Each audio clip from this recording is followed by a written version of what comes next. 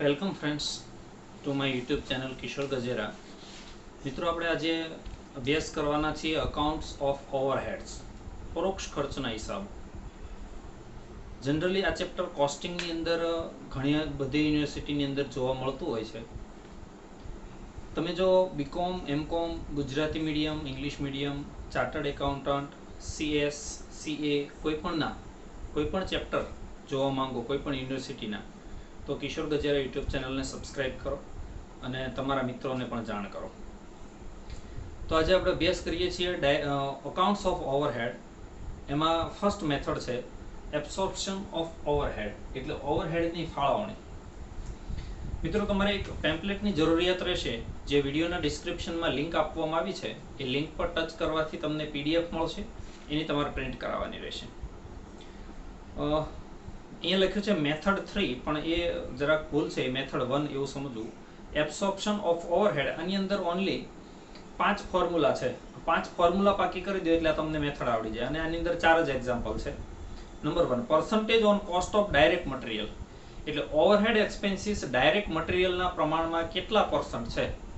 કોઈ પણ મેથડ હોય, ઉપર તો ઓવરહેડ એક્સપેન્સીસ આવે અને છેદમાં જે મેથડનું નામ હોય એ આવે ઇન્ટુ 100. એટલે અહીંયા છે કે percentage on cost of direct material is equal to overhead expenses upon direct material into 100. ઉપર તો હંમેશા આવશે overhead expenses, છેદમાં જે મેથડ હશે તે. સેકન્ડ છે percentage on direct wages is equal to overhead expenses upon direct wages into 100. Third, percentage on prime cost, overhead expenses upon prime cost into 100. અને prime cost એટલે material plus wages, where prime cost is equal to direct material plus direct wages. Machine hour rate is equal to overhead expenses upon machine hours. અહીંયા into 100 નહીં આવે. પેલા percentage હોય ને ત્યાં into 100, પણ rate હોય ત્યાં 100 નહીં. And 5, direct labor hour rate is equal to overhead expenses upon direct labor hour. બસ આ 5 ફોર્મ્યુલા, કોઈ પણ ફોર્મ્યુલા હોય, અંશમાં ઓવરહેડ એક્સપેન્સીસ આવે, છેદમાં એનો જે મેથડનું નામ છે એ વસ્તુ. પર્સન્ટેજ હોય તો ઇન્ટુ 100 અને ઓવર રેટ હોય તો નહીં.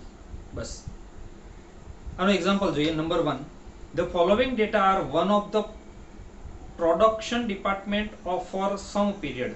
કોઈ એક પ્રોડક્શન ડિપાર્ટમેન્ટના અમુક પીરિયડના આ ડેટા આપવામાં આવ્યા છે.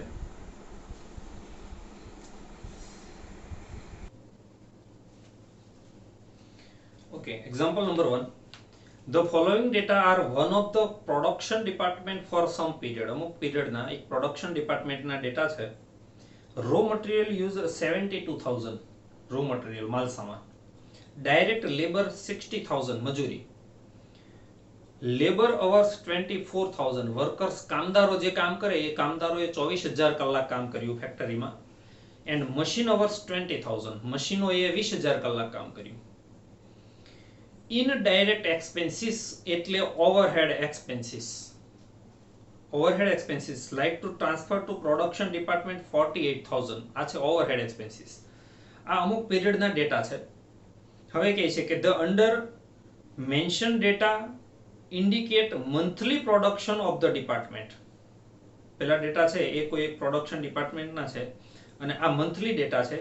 એ મંથલીમાં raw material use 4,000, direct labour 3,300, labour hours 1,650 and machine hours 1,200. તમને બે પ્રકારની એક સરખી ઇન્ફોર્મેશન આપી છે, પણ ઉપર તમને ઓવરહેડ એક્સપેન્સીસ આપ્યા છે અને આ મહિનાની માહિતી આપી છે, એમાં ઓવરહેડ એક્સપેન્સીસ નથી આપ્યા. તો explain allocation of overhead expenses through percentage on direct labor method. Second, labor hours method. Third, machine hour rate method. એટલે બીજી, ચોથી અને પાંચમી આ 3 મેથડ પ્રમાણે આપણે ઓવરહેડ એક્સપેન્સીસનો અંદાજ લગાવવાનો છે.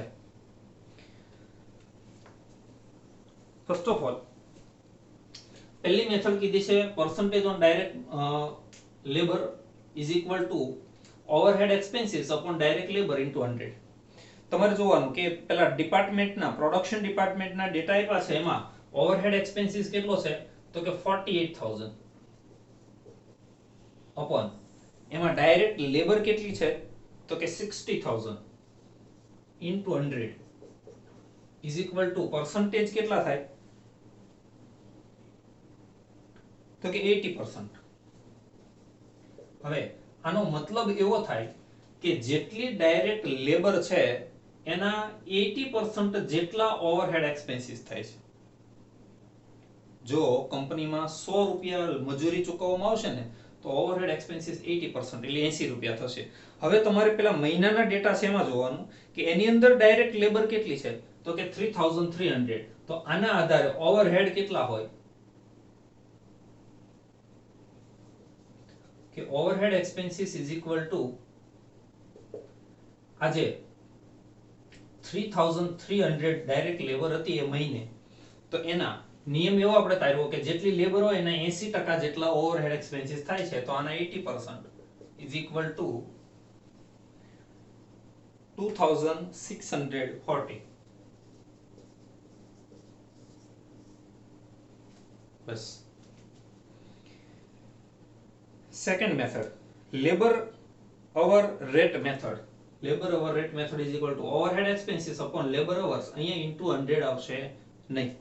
તો ફરી વખત લેબર ઓવરહેડ એક્સપેન્સીસ એ જ આવશે 48000 અપોન લેબર અવર્સ તમને આપ્યા છે labour hours 24000 is equal to answer આવશે 2. આનો મતલબ એવો થાય કે વર્કર 1 કલાક કામ કરે એટલે 2 રૂપિયા ઓવરહેડ એક્સપેન્સીસ થાય.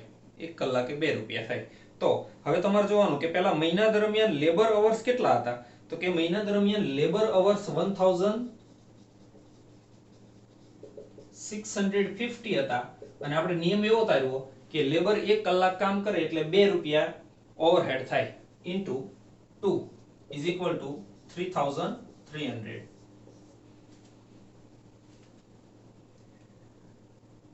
અને finally machine over rate. Machine overhead is equal to overhead expenses upon machine hours. Overhead expenses 48000 same as it is. એ બધામાં સરખા જ રહેશે. પણ machine hours કેટલા હતા તો કે એ વખતે machine hours હતા 20000 is equal to I think 2.4. હવે તમારે ઓવરહેડ શોધવા હોય એ મહિના દરમિયાન તો એ જોવાનું કે એ મહિના દરમિયાન મશીન અવર્સ કેટલા હતા કે મશીન અવર્સ હતા 1200 into 2.4. આપણે એવો નિયમ તાર્યો કે એક મશીન 1 કલાક કામ કરશે એટલે 2.4 રૂપિયા ઓવરહેડ એક્સપેન્સીસ થાય. ઓવરહેડ એટલે પરોક્ષ ખર્ચ જે ફેક્ટરીનું ભાડું છે, લાઇટ બિલ છે વગેરે વગેરે. 2880.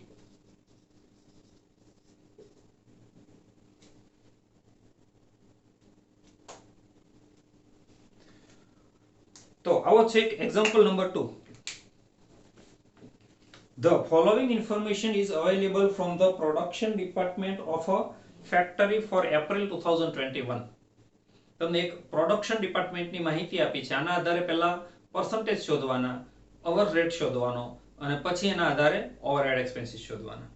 મટીરીયલ કન્ઝપ્શન 10800 એટલે મટીરીયલ એક્સપેન્સીસ. ડાયરેક્ટ વેજીસ 9000 એટલે ડાયરેક્ટ લેબર કયો, વેજીસ કયો, મજૂરી એ. Labour hours 7200, machine hours 6000. આ બંને કલાકો આપ્યા છે. ઓવરહેડ એપોર્શન ટુ ડિપાર્ટમેન્ટ 7200 એટલે ઓવરહેડ એક્સપેન્સીસ આપ્યા છે. એપોર્શન એટલે ફાળવવું, ફાળવેલા પરોક્ષ ખર્ચા આપ્યા છે 7200. A job is performed during the same period, the detail of which are as follows. એ સમય દરમિયાન એક જોબ લેવામાં આવેલો, એક કામ લેવામાં આવેલું, તો એ કામને કેટલા ઓવરહેડ એક્સપેન્સીસ ફાળવવા એ શોધવાના. તો એ ચાર વસ્તુ આપી હશે: material consumption, direct wages, labour hour ને મશીન અવર્સ.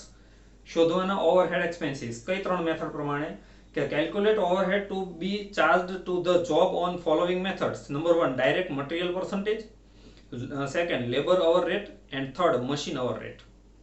તો ફર્સ્ટ ઓફ ઓલ ત્રણેયની ફોર્મ્યુલા છે કે direct material percentage is equal to overhead expenses upon direct material. અહીંયા તમને ઓવરહેડ એક્સપેન્સીસ આપ્યા છે 7200 અને ડાયરેક્ટ મટીરીયલ આપ્યું છે 10800 ઇન્ટુ 100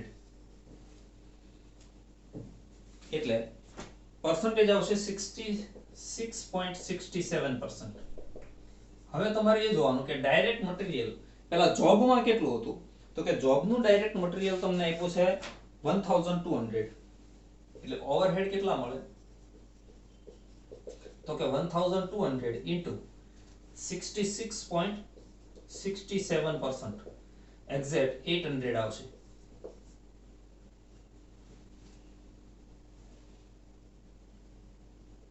ઓકે. સેકન્ડ છે labour hour rate method is equal to overhead expenses upon labour hours. Overhead expenses same 7200. હવે labour hours જોઈએ તો લેબર અવર છે એ પણ 7200 ઇઝ ઇક્વલ ટુ 1. આનો મતલબ એવો થાય કે કામદાર 1 કલાક કામ કરશે એટલે ફેક્ટરીમાં ઓવરહેડ એક્સપેન્સીસ 1 રૂપિયો થશે. હવે ઓવરહેડ શોધીએ કે પેલો એને જોબ લેવો હતો, જોબ એને જે શરૂ કર્યો હતો એ જોબમાં ઓવરહેડ સોરી લેબર અવર્સ કેટલા થયા, તો કે 640 ઇન્ટુ પર લેબર અવર રેટ કેટલો, તો કે 1 is equal to 640 and machine hour rate is equal to overhead expenses 7200 machine hours જોઈએ તો 6000 ઇઝ ઇક્વલ ટુ 1.2. અને હવે તમારે જોવાનું કે જોબના મશીન અવર્સ કેટલા હતા, તો ઓવરહેડ ઇઝ ઇક્વલ ટુ જોબના મશીન અવર્સ હતા 480 ઇન્ટુ 1.2 ઇઝ ઇક્વલ ટુ 576. બસ પહેલા તમને જે ઇન્ફોર્મેશન આપી છે એ ઓવરહેડ વાળી એનાથી એક પર્સન્ટેજ શોધી દેવાના, એક રેટ શોધી દેવાનો, અને પછી જે જોબની ઇન્ફોર્મેશન આપી હોય એનો ઓવરહેડ અંદાજે કેટલો થાય એ શોધી દેવાનો. આ છે મેથડ. હજુ આ મેથડના બીજા બે 3 and 4 પાર્ટ 2 ની અંદર જોઈશું. Thank you.